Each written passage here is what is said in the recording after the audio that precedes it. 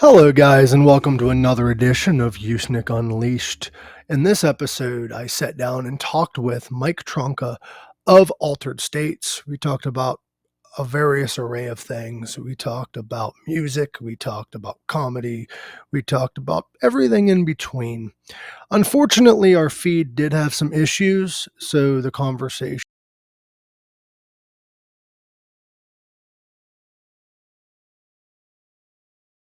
All right.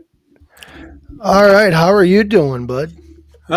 Very well. How about you? Oh, I'm doing wonderful. It's kind of weird that we have been walking in similar circles over the last few years, and we're just now actually sitting down and talking. No doubt. I think what 4 or 5 years ago, maybe we talked for like two sentences. Yeah, like Yeah, I would always go to local shows. It just seems like we never either had time or we were just in our own social circles. So it's nice to finally sit down and talk to you. yeah, no doubt, no doubt. I So talked all to you a lot on the texting and stuff like that, but never in really in person. So no, except that time at the mall. yeah, that was a Yeah, great meeting. That was yeah, an yeah, awesome meeting. So you've been doing Altered States on and off actually for a while. You started in 1989, right? yeah. We started. We were together probably about 3 or 4 years. Did a couple projects and stuff like that. Then we disbanded. I had a couple children. Wanted to be more of a stay-at-home uh, dad, not so much, playing all the time and that. So I basically retired till about 5 years ago. Um, Wow.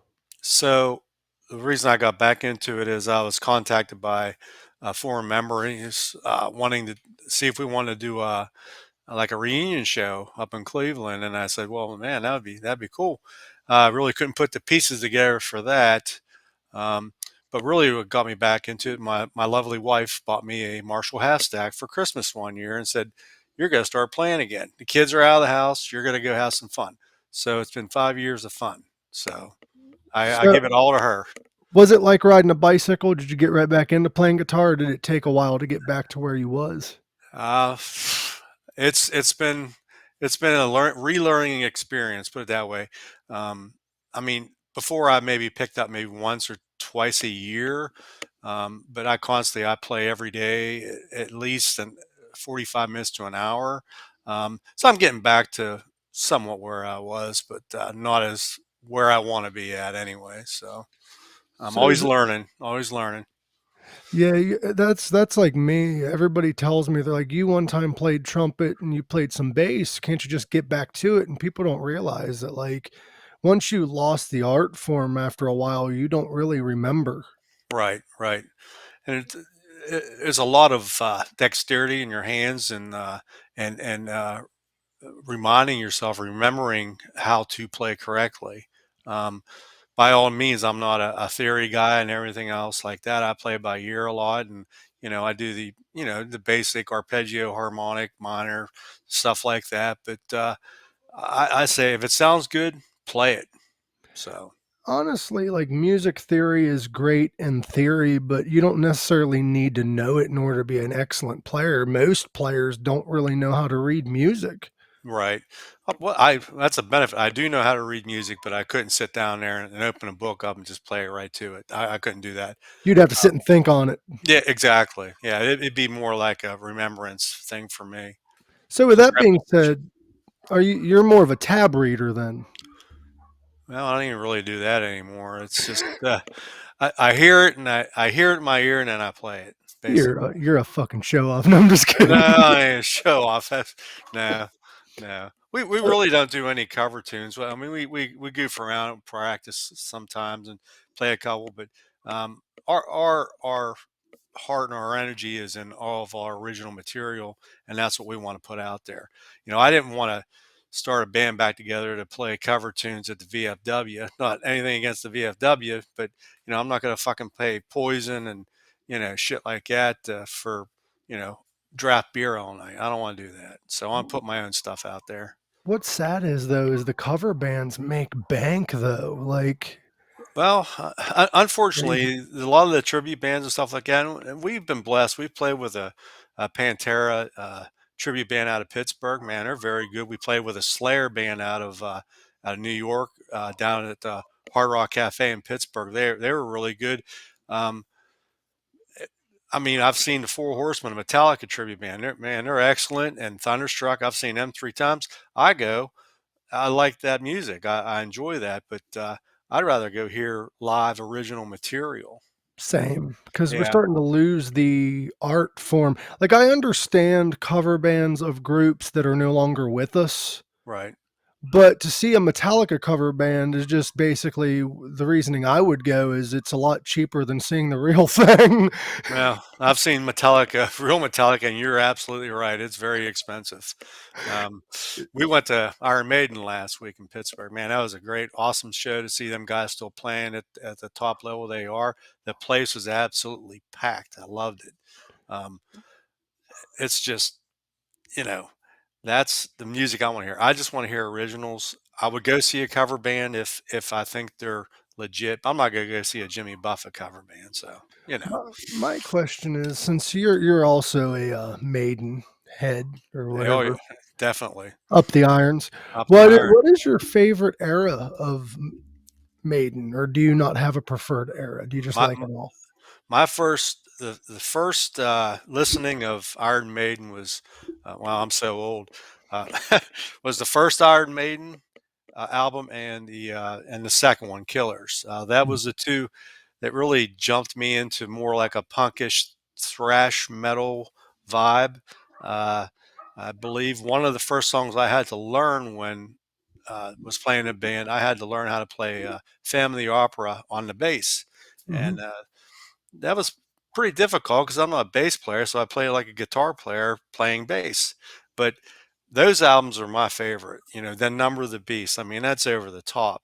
Um, that's my era. That's what I like. I mean, they still put out some decent stuff, but my stuff is the older stuff. So Paul Diano, I love them. Bruce Dickinson is probably one of the best singers out there. But I love Paul Di'Anno. Yeah, rest in peace. He rest just in peace. passed not too long ago. He was a hell of a vocalist, and I don't think he gets enough credit when it comes to the history of Maiden because he only really was on those 2 albums. Right. So people, when they think of Iron Maiden, your typical fan will think like Bruce Dickinson. Right, right. Well, it's really weird. My wife and we had this conversation. What if Paul Diano was with them on Number of the Beast? Mhm. How would have turned out? Not quite sure. That would be probably pretty interesting. They probably wrote some of that material when he was still in the band. They had to have been kicking that Mhm. stuff around. And I don't know if Steve Harris, probably had an idea. Well, this guy's available. Maybe it's time. And the record company heard that and said, okay, well, let's go this direction. And it paid off. They got more. They got a bigger audience. They got bigger tours, bigger money, whatever. But it's a shame to see that they didn't progress with Paul Dano like it did with Bruce Dickinson. But they're all either one of them in their own right is Maiden to me. So I think Bruce's vocal style, though, very much influenced the change in genre kind of that Maiden saw in that era because right, they went from the punk rock style right. to more so like a power. They pretty much helped create power metal. Yeah, yeah, exactly. Well, you got to remember they're fighting with Judas Priest at that time. That's when British Steel and all that stuff started coming out, and you had Saxon was coming around over there, and so many great bands started coming out around that era. They were trying to differentiate, and what better than to go against Halford? Let's bring Bruce Dickinson in. You know what I mean? You, you, you know, so I'm not saying it's a contest, but hey, you gotta go with the Joneses here, man. You gotta You you got to gotta change step with the up. times. Yeah, yeah, yeah, no doubt. Yeah. With the idea of changing with the times, let's get back to your music because Altered States, you have what? You and is there another original member still in the group, or is it just you? It's just me uh, right now. Keith, the bass player, was actually in a band that though it was a long time ago called Sheer Greed. We Mhm. we also did a release, and I think that was late late '80s before Altered States actually, and you know we played around here a good bit. That's one of the times around this era. I mean, there was bands playing on every street corner. You can go and see a show every weekend. It's Mhm. not like that anymore. It's Uh, hard, especially like with music and even comedy. There's not a whole lot of entertainment in this area, yeah. unfortunately. So, Keith's been there with me for, a very long time. We wrote some good stuff together, which you agreed, and now with Altered States. So he brought Matt in. He used to play, Matt was the singer for a band called Disobey. And Mhm. Tim's a great drummer. He's played with all kind of different bands. And we've been jamming for like 5 years. And it's given us a unique sound and uh, a different variation of, I guess, metal. I guess you can't pinpoint what genre we are, I guess. I don't know. I've heard anything from Metal Church to Suicidal Tendencies to Testament to who knows what the hell it is. I don't know. I But we think like with it. I think with the current lineup, you guys are depends on the song really, what Well, genre you'd be considered. that's another thing. Each one of our songs does not sound like another one, and that's not on purpose either. It's just that's how we write. I don't understand it. I don't. We don't try not to sound like the other songs, but that's how they turn out. I don't know. So with you being the only original member, a lot of people would wonder, so I'm gonna ask, what made you decide to stick with the Altered States name and not just change band names? Because I know a lot of older bands, they stick with the older names. I didn't know what the mindset was going into it, or was Well, it just something happened? Well, what kicked this all off was getting the reunion show. Let me get this thing off. That we were going to try to get together to go to Cleveland and Mhm. play, but that never materialized. And I thought, well, we'll just keep the name. Our name was out there pretty much around that time, back in the early '90s. So what the hell? Let's get it back out there. So That's a that's the smart only move. reason. Yeah, it was marketing already with it, so the names are out there. People have heard of us before, so That's the thing people don't realize with bands is I do hear people complain, and I've been guilty of it too, mhm, about bands continuing on the legacy with, like, only one original member, and the thing is people need to realize is at the end of the day, it's a business. mhm. Just because you quit, like, let's say, a Lowe's or a Walmart doesn't mean that business can't continue on with new employees. The same Yeah, goes with the music industry. yeah, yeah. Well, the original drummer, he passed away, and he was a good friend of mine. But you know, we have to move on with life. So this is And it what keeps his legacy alive too. exactly like. Yeah, you're absolutely right. Do you have any, old material that you would like to release to the public eventually, or are you just gonna stick with newly released stuff? We have we have a couple songs on our Bandcamp of the old stuff. We have some Sheer Greed stuff on there. It's all on the internet. Everything's on the internet these days. So Everything. if you search for it, you're going to find it. So there's stuff I didn't even know was out there that one of our old original cassettes sold for like, I don't know, a couple $100 somewhere. I'm like, man, I should have kept a bunch of them and be selling them again. But Right. yeah, so So you're also big into charity work, which gets me into this. You're doing well, we're doing Metal for the Red Kettle, which you yeah, asked me to host or whatever you want to consider what I am doing. right. How long have you been working with the Salvation Army doing this? I believe this is a third year. Last year, I believe we raised like $1,500 or close to it, and a pickup truck full of toys. The bed full, and plus, after we make food and we sell food, and everything. All the money goes to them. We don't keep anything. All the bands donate their time. We bring our own sound system. The venue donates the auditorium for us to have it. And everything's donated to them. And with the food we have left there, we give it to them so they can feed, the homeless or people that are hungry down there. So it's the third year.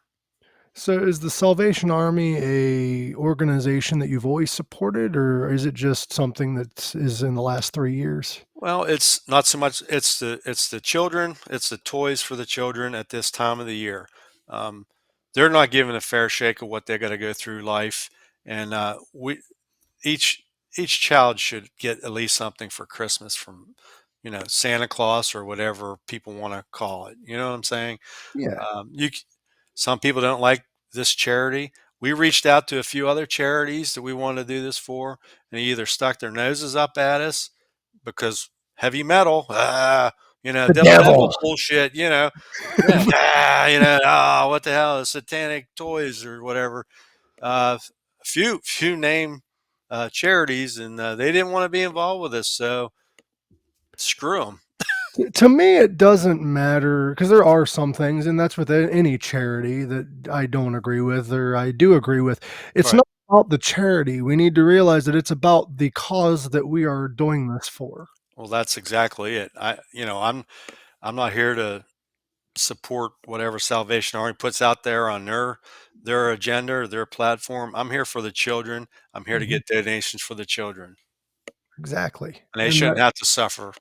So, because I've had a few friends that are like, they're like, "Oh, it's the Salvation Army." I'm like, "Yeah, but we're doing it for the cause. We don't, unless it comes out that the organization is doing like horrible deeds. Then yeah, I'll right. separate myself." But like, Well, actually, we received a hate email from somebody that was displeasure that we were doing this for to benefit Salvation Army. And they said, well, we hope it's a total flop and you're going to burn in hell and all this stuff. And, of course, I go to reply. I was very businesslike. I'm going to reply. And of course, they block me and don't give me an opportunity to express why we're doing this. If you're going to call me out, at least give me something I can respond to. as a comedian, though, that happens to me a lot too. People are like, "This joke you told, I don't like," and I'm like, Yeah. "At least give me time to have a rebuttal, like before blocking me." Yeah. It's a joke. Yeah. Yeah. That's why I asked you for this event because I know what the Salvation Army is. I just didn't want to ruin your guys's Yeah. thing. But like comedy and music, I think go hand in hand because lyrics and comedy are both a matter of interpretation. Right.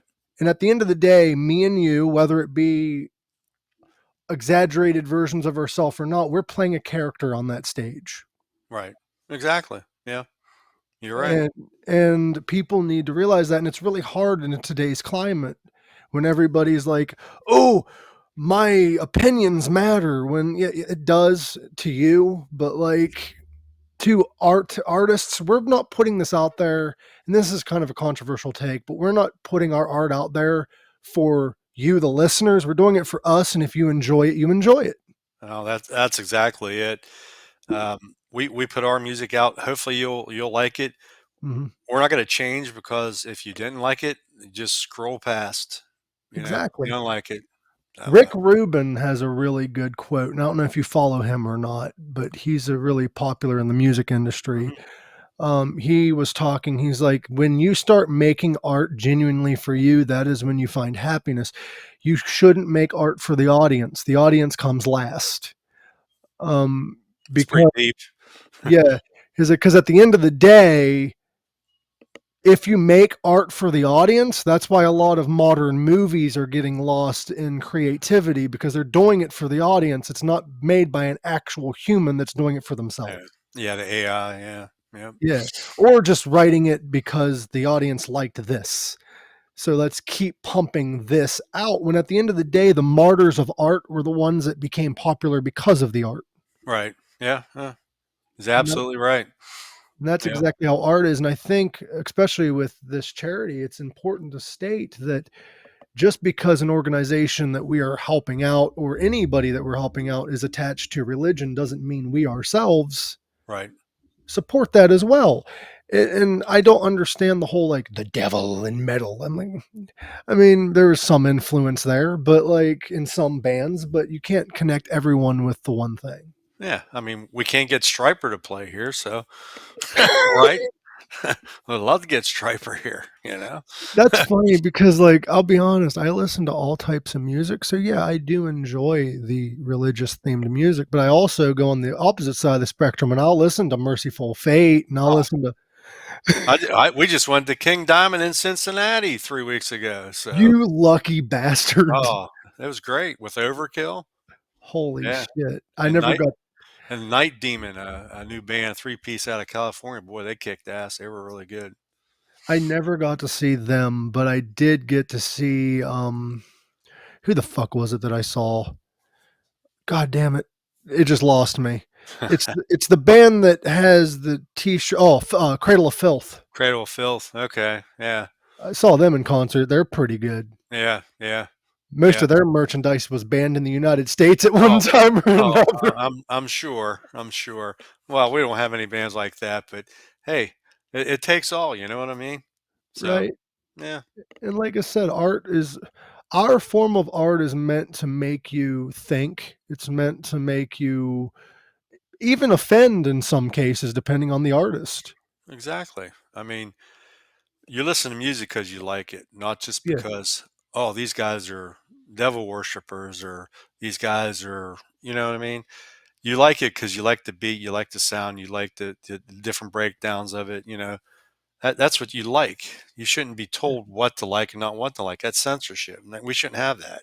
And it's bullshit. And it's also interesting because the bands that we have been told not to like are the ones that later on get inducted into the Rock and Roll Hall of Fame. Right. They get publicly noticed, like Alice Cooper. Yeah. Oh yeah. Yeah. They tried shutting him down for years, Oh Ozzy yeah. Osbourne. Yeah. Yeah. You think Slayer ever get in? I I I doubt it. hon I honestly do. I Really? I see Slayer, but as a fan of music, I would like to see Venom first, but it'll never happen. That would never happen. No, Venom is the original Slayer. Oh yeah. Yeah. But Slayer, Slayer kind of changed things over here though a little bit. Same with Mhm. Pantera and that. So I mean, Pantera was up for a nominee somewhat recently, so I think Slayer would get in. yeah, we'll see. I think there'd be outcry though. Oh yeah. Yeah.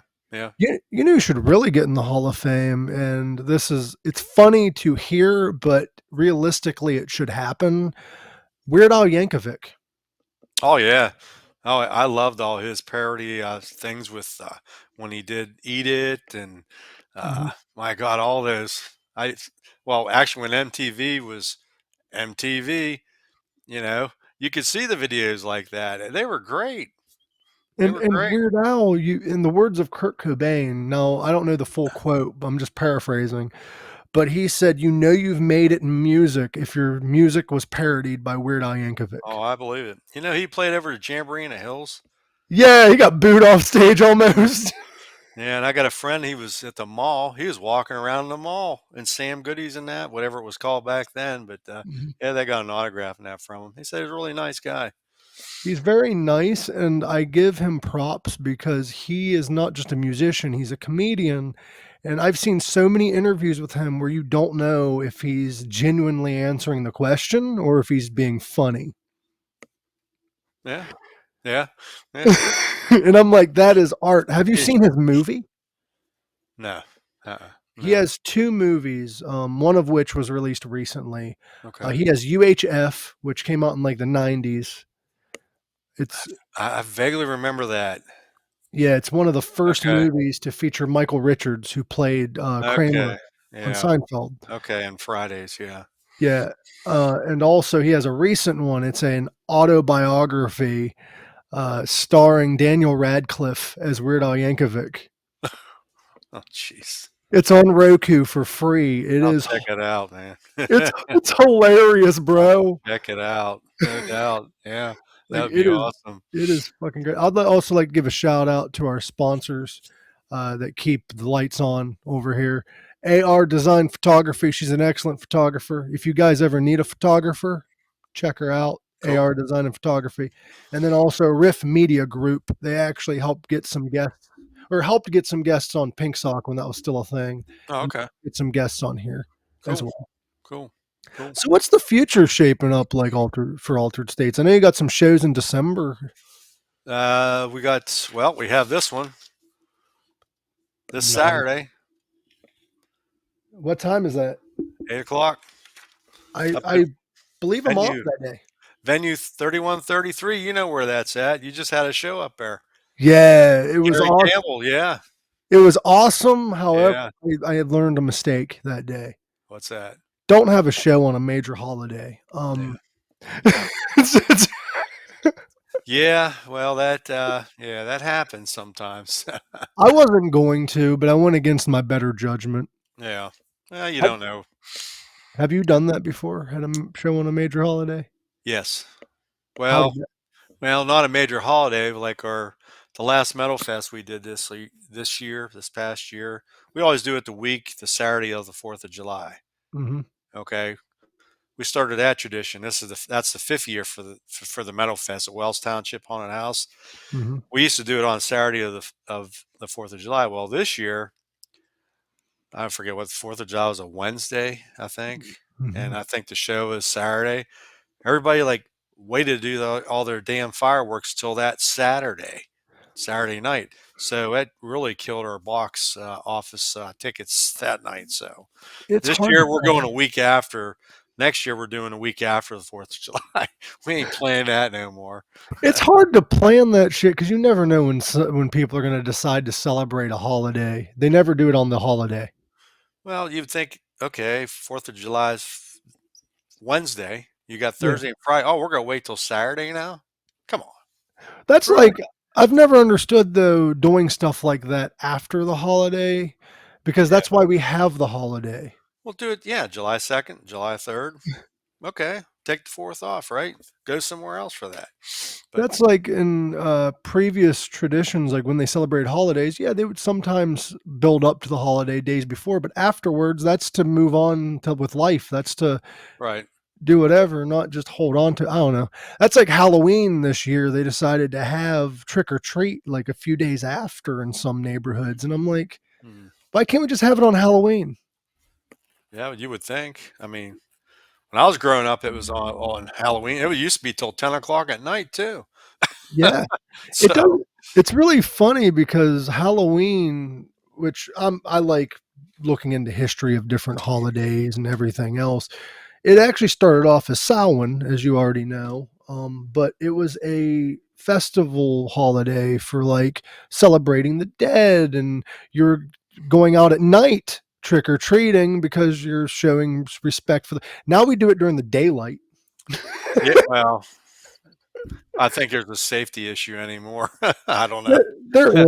I Yeah. get it, but it's also like interesting to me that Yeah. we're Oh, yeah. Yeah. celebrating the darkness, but we do it in the We light. do it in a day. Yeah. You're, you're right. Absolutely. Li- li- like what? Yeah. and, Okay. and there's Yeah. this age old tradition. I've actually did a comedy set on this, but there's an age old tradition that on Samhain people would actually do this ritual in front of a mirror in the dark. They would light a candle with hopes that their loved one would show up in the mirror. That's a very strange way to tell somebody to go fuck themselves. Am I right? Like, isn't that Well, yeah.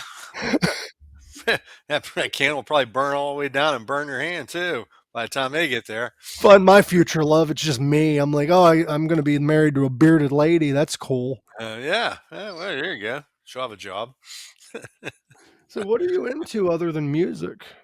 What's your passions? Uh, Music and Pittsburgh Steelers, I guess. I don't know. Probably a lot of Browns and Baltimore Raven fans out there, but pretty big into Pittsburgh teams. I'm originally from Pittsburgh. I'm transplanted down here, so That makes lived here sense. for a while. Yeah, lived here for a while. That makes a lot of sense because typically, like, people gravitate towards the teams that they grew up with. All And right. I think that's with anything, though. We enjoy things that we grew up with. Mm-hmm. Oh yeah. Like, I think that's what really shaped our character. Yeah. Yeah. And Well, you think of the old times when when I was a kid. It's we were in the Super Bowl like 2 out of 4 years. You know what I mean? So that's when I was a kid, and that's we're getting back to that. We're going to go this year. That's what I say every year. So it's quit being greedy, dude. You've had so many. I think the Steelers, I don't know much about sports, but didn't they go to the Super Bowl more than any other sports team in history? well, we've won six, so they lost two. So Well, that's a good bit, good percentage. Yeah. Now I'm, Kansas City's catching us. You know, they got the Kelsey and the Swifties on and the refs on their side now. So I think this is a weird time to be alive because you have, like, Taylor Swift is influencing the NFL right now, Yeah. and the WWE is influencing politics. Like, where the hell do we live? I have no idea. It's crazy. It really is. And even Saturday Night Live, I mean, it used to, they used to go back and forth on each candidate or whatever. Now it's all on one, and it's just, it's too much. I'm glad the election's over. I'm Jesus. glad it's over, but it's Yeah. kind of interesting because I used to go to SNL to laugh about reality. Yeah. Now I go to SNL to get away from laughing at reality. Yeah. Yeah. It's just total. I don't know. It's There's a good hardly time to be anything. Go ahead. it's a good time to be a comic. It's a Oh good yeah. There's a lot of stuff to make fun of. And a writer, you can write songs about anything anymore because there's so much shit going on. So, Do you have any, new music you're working on or working on releasing? oh yeah, we're gonna be playing some new material this Saturday. Whoop. Shh, shh, shh.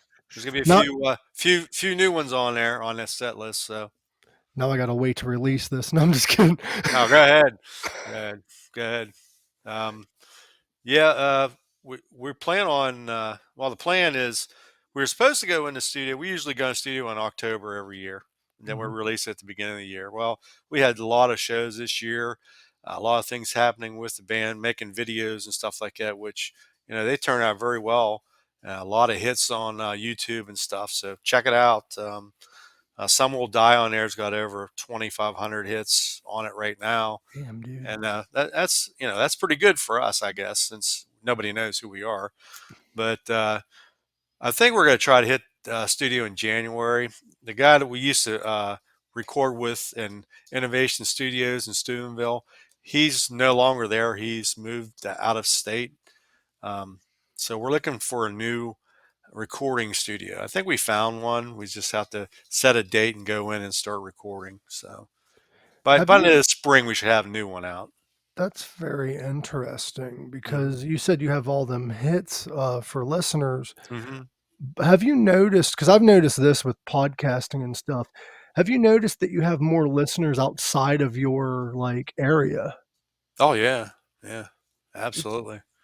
because to Yeah, me, it seems like places, especially overseas, they listen to that metal and comedy and stuff a lot more frequently, especially underground bands and artists than here. yeah. Well, we have friends that we made that live over the Netherlands. They buy our stuff, our merch.